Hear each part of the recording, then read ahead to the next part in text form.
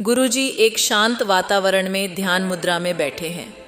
उनके पास उनका शिष्य सवरण आता है और बैठकर गुरुजी के ज्ञान की प्रतीक्षा करता है।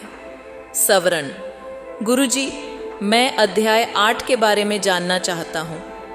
इसमें भगवान श्री कृष्ण ने अर्जुन को मृत्यु के समय के बारे में बताया है।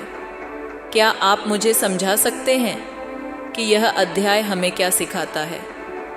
गुरुजी मुस्कुराते हुए: अवश्य सवरण। अध्याय 8 का नाम है अक्षर ब्रह्म योग। इसमें भगवान श्री कृष्ण ने अर्जुन को उस ब्रह्म के बारे में बताया है जो अविनाशी है। यह अध्याय हमें आत्मा की यात्रा और मृत्यु के समय के विचारों के महत्व पर प्रकाश डालता है। सवरण: गुरुजी, आत्मा की यात्रा और मृत्यु के समय का विचार क्यों महत्वपूर्ण है?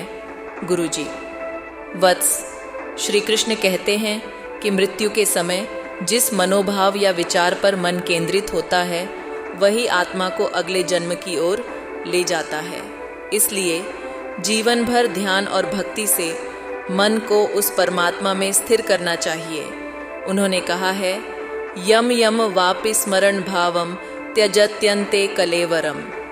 इसका अर्थ है कि व्यक्ति का अंतिम विचार उसकी आत्मा के अगले गंतव्य का निर्धारण करता है। सवरण: तो क्या इसका मतलब है कि हमें हमेशा परमात्मा का ध्यान करना चाहिए ताकि अंतिम समय में हम उस पर ध्यान कर सके? गुरुजी: बिल्कुल सवरण। भगवान श्री कृष्ण ने कहा है कि यदि हम मृत्यु के समय AUM का उच्चारण करते हुए परमात्मा को याद करें तो आत्मा उसी में विलीन हो जाती है। इसका अभ्यास हमें अपने जीवन भर करना चाहिए ताकि अंतिम समय में हमारा मन परमात्मा में ही स्थिर हो। सवरण: गुरुजी, यह आसान नहीं लगता।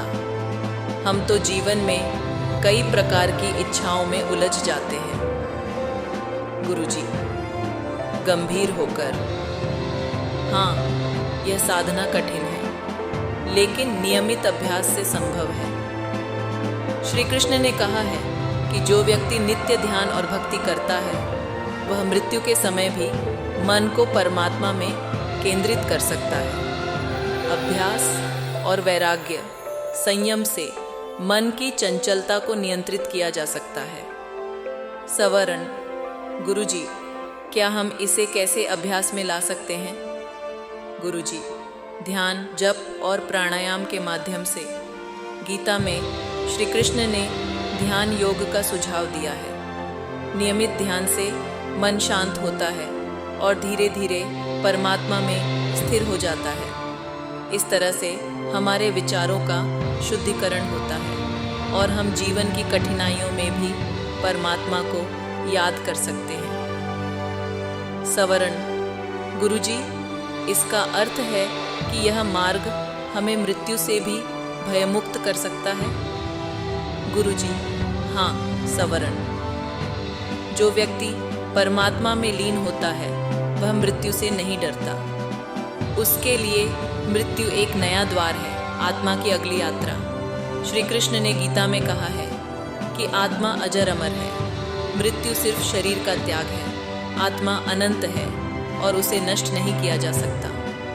सवरण हाथ जोड़ते हुए: गुरुजी, आपकी कृपा से आज मुझे जीवन और मृत्यु के इस रहस्य का आभास हुआ। मैं इस मार्ग पर अभ्यास करने का संकल्प लेता हूँ। गुरुजी आशीर्वाद देते हुए: सवरण, अभ्यास करते रहो। गीता का यह ज्ञान तुम्हारे जीवन में प्रकाश बनकर तुम्हें हर परिस्थिति में मार्ग दिखाएगा। परमात्मा की शरण में जाने से ही आत्मा को शांति और मुक्ति का अनुभव होता है। संकेत: गुरुजी शिष्य को आशीर्वाद देते हैं और सवरण शांत मन से चला जाता है, परमात्मा में स्थिरता और ज्ञान प्राप्ति के संकल्प के साथ।